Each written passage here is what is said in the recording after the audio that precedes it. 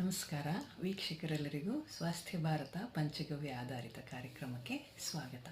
ನೋಡಿ, ಬೇಸಿಗೆ ಕಳೆದು ಮಳೆಗಾಲ ಪ್ರಾರಂಭ ಆಗ್ತಿದ್ದ ಹಾಗೆಯೇ ಕಫ ಅಥವಾ ಶೀತ ಪ್ರಕೃತಿಯವರು ಅಂತ ಕರಿತೀವಲ್ವ, ಅವರಿಗೆಲ್ಲ ಕೆಮ್ಮು, ಜ್ವರ, ಗಂಟಲು ನೋವು, ಮೂಗು ಕಟ್ಕೊಳ್ಳೋದು, ತುಂಬ ಸೀನು ಬರೋದು, ಉಸಿರಾಟಕ್ಕೆ ತೊಂದರೆ ಆಗೋದು, ಶ್ವಾಸಕೋಶಗಳಲ್ಲಿ ಕಫ ತುಂಬಿಕೊಳ್ಳೋದು ಮತ್ತು ಗಂಟಲು ಕೆರೆತ, ಗಂಟಲು ನೋವು ಇತ್ಯಾದಿ ಸಮಸ್ಯೆಗಳು ಹೆಚ್ಚಾಗಿ ಕಾಣಿಸ್ಕೊಳ್ಳುತ್ತೆ. ಮತ್ತು ವಾತಾವರಣದಲ್ಲಿ ಹೆಚ್ಚಾಗಿರುವ ತೇವಾಂಶದಿಂದ ಇಂತಹ ಸಮಸ್ಯೆಗಳು ಒಬ್ಬರಿಂದ ಒಬ್ಬರಿಗೆ ಬಹಳ ಬೇಗನೆ ಹರಡ್ತದೆ ಕೂಡ.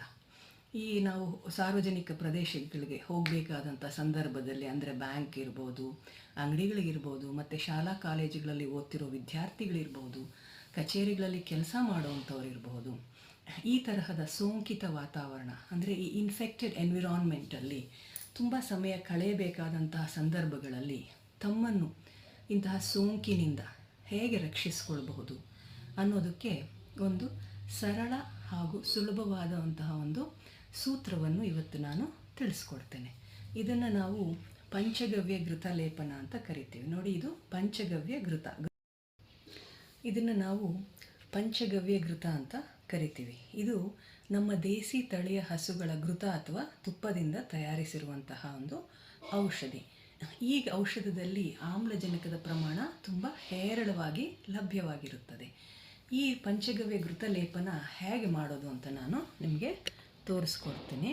ನೋಡಿ, ಹೀಗೆ ಈ ತುಪ್ಪವನ್ನು ನಾವು ಇದರ ಒಂದು ಹನಿಯನ್ನು ಹೀಗೆ ನಮ್ಮ ತೋರು ಬೆರಳಿನ ಮೇಲೆ ಹೀಗೆ ತೆಗೆದುಕೊಂಡು ಮೂಗಿನ ಎರಡೂ ಭಾಗಗಳಲ್ಲಿ ಒಳಭಾಗಕ್ಕೆ ಹೀಗೆ ತೆಳುವಾಗಿ ಲೇಪಿಸ್ಕೊಳ್ಬೇಕು.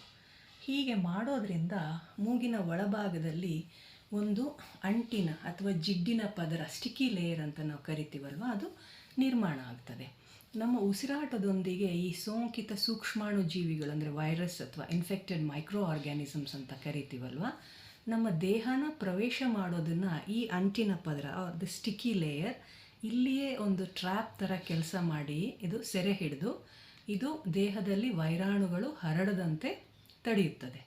ನಾಗಲೇ ಹೇಳಿದಂತೆ ನಮ್ಮ ಪಂಚಗವ್ಯ ಘೃತದಲ್ಲಿ ಆಮ್ಲಜನಕದ ಪ್ರಮಾಣ ತುಂಬ ಹೇರಳವಾಗಿ ಲಭ್ಯವಾಗಿರುವುದರಿಂದ ಈ ತುಪ್ಪ ಅಥವಾ ಘೃತ ನಮ್ಮ ಮೆದುಳಿಗೂ ಸಹ ಹೆಚ್ಚಿನ ಆಮ್ಲಜನಕವನ್ನು ಪೂರೈಸಿ ನಮ್ಮ ನರಮಂಡಲವನ್ನು ಸ್ವಸ್ಥ ಸ್ಥಿತಿಯಲ್ಲಿ ಇಡುತ್ತದೆ. ಈ ಸರಳ ಉಪಾಯವನ್ನು ಅನುಸರಿಸಿ ಮತ್ತು ನಿಮ್ಮನ್ನು ನೀವು ಸೋಂಕಿನಿಂದ ಕಾಪಾಡಿಕೊಳ್ಬಹುದು. ಧನ್ಯವಾದ.